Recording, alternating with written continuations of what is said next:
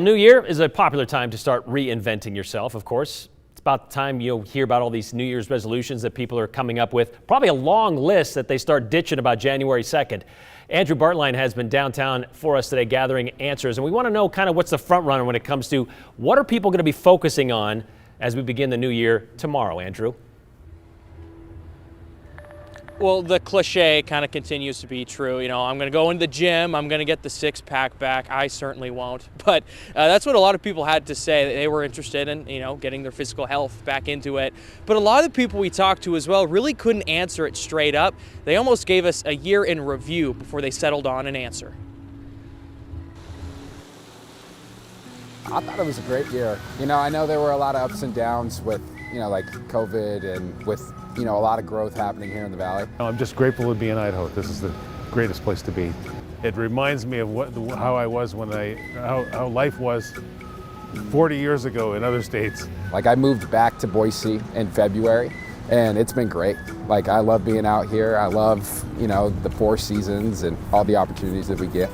Well, my wife became an American citizen this year. That was a very big highlight. That happened in September. Do you want to start, babe? I got married to him. It was a big year for us.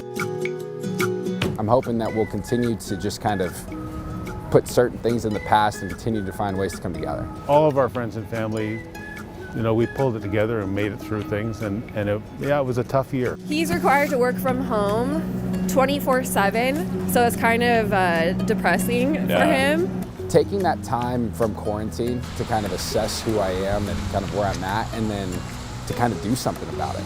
We haven't sat down and discussed New Year's resolutions. Hers will probably be a baby, but that's not going to happen. Well, for me, every year there's a renewed commitment that I'm going to try and drop 20 pounds. But every year I seem to make that same commitment, and by the end of the year I'm making the commitment again. I just think embrace your story and continue to evolve. I think at the end of the day, we only have one life to live, and as long as we're doing the best that we can with it and we're trying to improve, I think that's all we can ask for.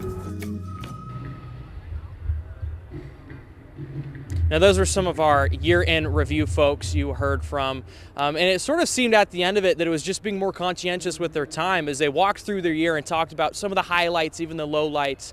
There were valuable moments that mattered and impacted them, and it really kind of came down to who they shared it with and kind of what that event was. So a lot of people really implying that how they're spending their time is what they're going to focus on heading into the new year. Brian. And I hate to be the negative Nelly here, Andrew, but I remember this time last year we were thinking, 2021 can't be as bad as 2020, right?